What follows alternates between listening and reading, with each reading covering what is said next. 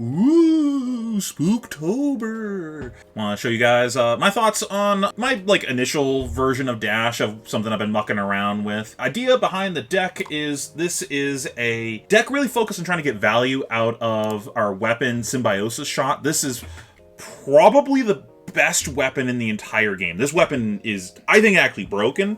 It's just kind of hard to use, and the deck it requires a lot of solving still. But functionally, it's a 0 for 2. Anytime you play an item, you get a steam counter, and this will attack for 2 by using a steam counter. That's really good. Importantly, it does not say once per turn action on it, much like her pistol. Importantly, this is a gun, not a pistol, so we can't use the pistol package with it that you could use in traditional Dash. So the deck list is focused around trying to get max value out of this weapon. Essentially, anytime we play an item, we're just getting an additional 2 value on top of whatever else we're getting out of that item. That being said, this is a boost-focused deck list where we are essentially using the boost cards to try and dig deeper into our deck so we have more looks at the top of our deck to play items. And on top of that, it is a value-focused deck. Again, using the Symbiosis Shot to get that value. Anytime we play an item, we're getting value. Anytime we get an item off the top of the deck with our hero, we're going super ahead on value. And then we also have some other things in the deck that let us go even further beyond. I'll get to that in a second, though. The first focal point of the deck is which items are we using? What are we trying to abuse? The initial one that we're trying to focus on is Boom Grenade. We're playing Rainbow of this.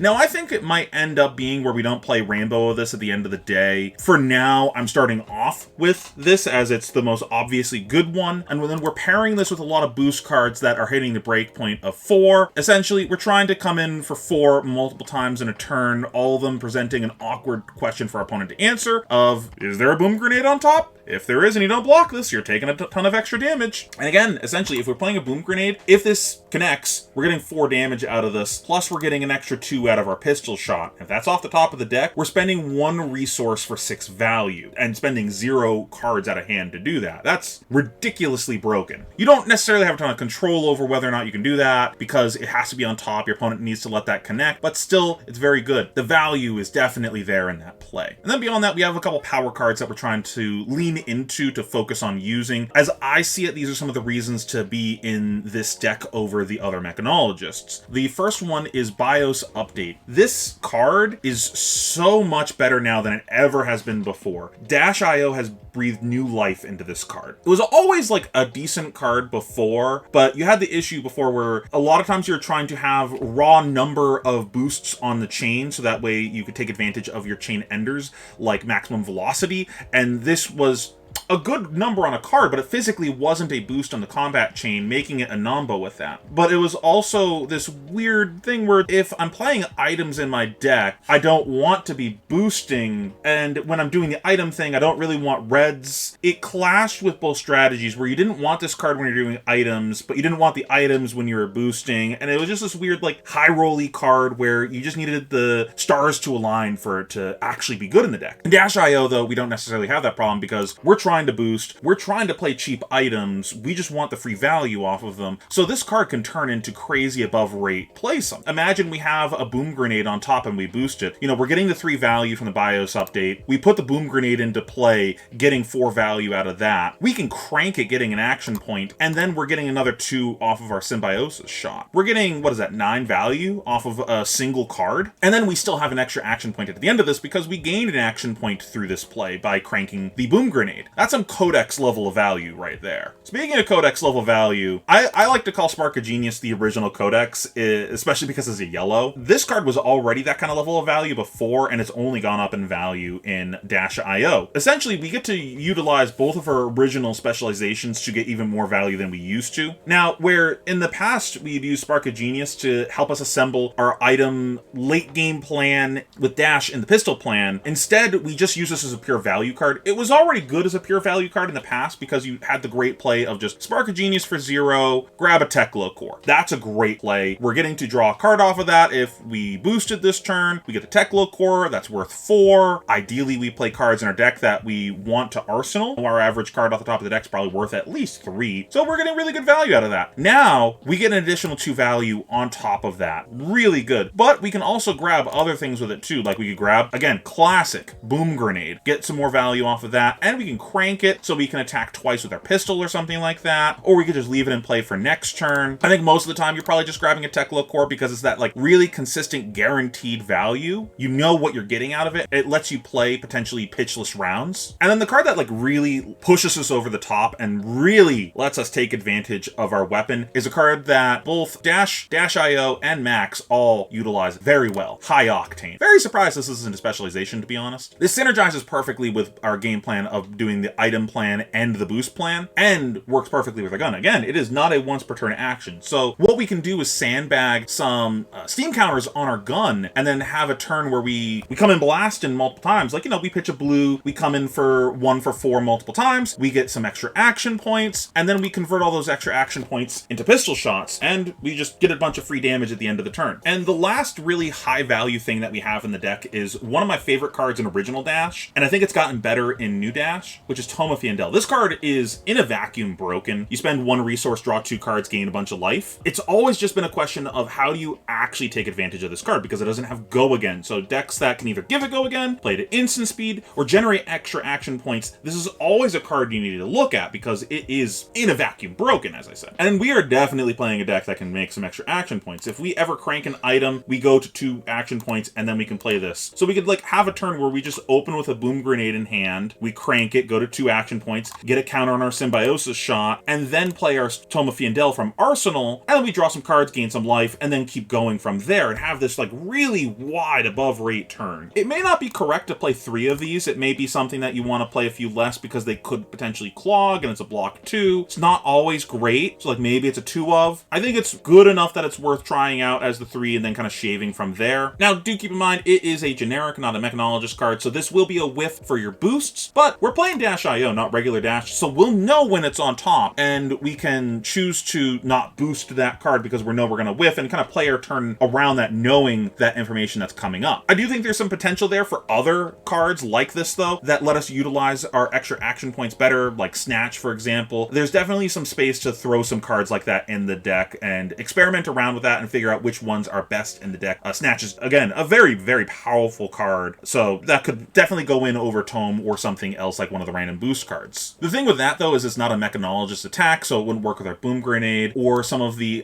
sideboard cards that we're playing, so it can be a bit of a nombo with the other things we're doing in the deck. Beyond that, in the core of the deck, we just got a couple other cute things. We've got the T-Bone plus Shockwave package to help deal with Lexi and ninjas while that's still in the metagame. Once Lexi leaves, maybe this doesn't need to be in the deck anymore, or the T-Bones don't need to be in the deck anymore. Something worth considering once that happens, but at least for ProQuest season, I think that's definitely something that you want right now. And then lastly is Heist. I think Heist is a very good card. It seems like an upgrade to Combustible Courier in my mind, and then you can combine it with Goliath Gauntlet to push a nice breakpoint of 7, and then get an item that you might have boosted away earlier. Or do something that I really like with these kind of effects, scrap them. I think Scrap Harvester is a fantastic card to look at in these new mechanologists, because you can put a card in Banish that you didn't necessarily care about being in your grave, and then get an extra counter on one of your Steam Engine item cards. And then there's extra value that can be gained with that, because there are some cards that interact with your Banish, like Heist, or you could play Gas Up. I think Scrap Harvester plus Gas Up is a really, really good interaction to look at in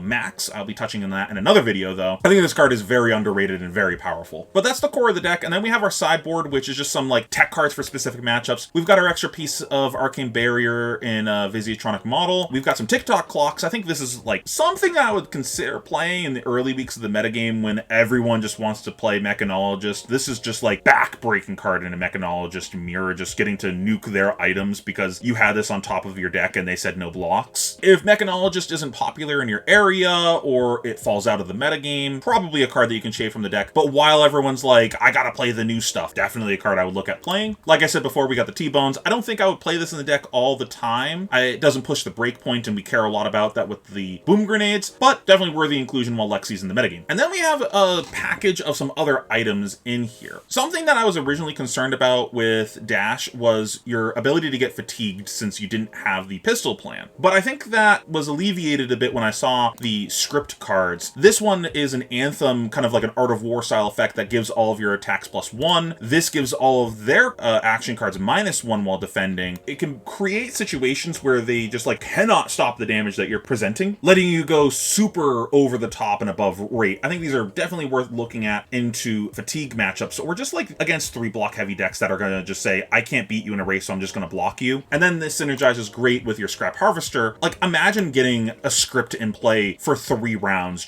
I just have Art of War active for 3 turns. That's crazy. And then, of course, these also convert into extra damage with our Symbiosis Shot. When we play them, we're going to get that Steam counter. And then the other cute inclusion that I have in the deck is Plasma Mainline. This is to go with our Anthem effects, letting us keep them around for an additional turn. We are trying to ideally just play it with those, but it's fine playing it with our Boom Grenades as well. But ideally, we want that Anthem to stick around for another turn where we can just like get these crazy turns where we just have multiple of these in play and go super nuts. You could definitely consider trying some other items in the deck. I think that these are the some of the better ones to look at right now. I really like Mini Force Field and Backup Protocol as well. They just are good rate on cards, but as we're trying to be more of a proactive deck and more aggressive, I think that's a little counterintuitive to our strategy. I do really like the one that prevents damage, though, that you remove the counter from it to prevent 1, in conjunction with the Galvanize cards, though, since you can prevent 1, and then galvanize it, and then block for 4. It's a really nice interaction there. Signal Jammer can be a sideboard card also, very similar to our TikTok Clock, where in a very specific meta, we might want Signal Jammer, like against like Rune Blades or something like that. And if you want to lean heavier into this like almost combo style game plan with the scripts and such, you could also look at System Reset. You can use this to, as we call it, a magic flicker, which is it leaves the battlefield and then re-enters, getting all of its enter triggers again. You can utilize this with all of your items that enter the battlefield with Steam counters to, for one, trigger your Symbiosis Shot, getting another Steam counter on it for each item that you do this with, but also keep your items around for longer, like our Anthem effects, letting us re-trigger all of those, getting to keep them around for another turn. You can also just crank them all and then shoot your gun a bajillion times, get crazy value. I think this is kind of a gimmicky card that could be like kind of a win more, but definitely worth looking at if you're struggling into fatigue or just like really need to go over the top. I went with Plasma Mainline instead because I felt like that would be a bit more consistent. I can play this and then wait for these things to come to me versus I need to draw the System Reset when I already have these things in play and I'm able to flicker them on the right turn. It seems like it's a bit easier to kind of create this situation. That's the deck. It's going to be in the description below. If you guys have anything that you've been enjoying with the deck, let me know in the comments below so other people can see it. Make sure you guys subscribe. It really helps support the channel. And I'm going to be having some deck profiles go up for the other 2 heroes that came out in this set. And if you want to see some more focused like teaching content, feel free to check out the Patreon down below where I do some more in-depth guide content on there on improving at the game. As always, thank you so much for watching. I appreciate you.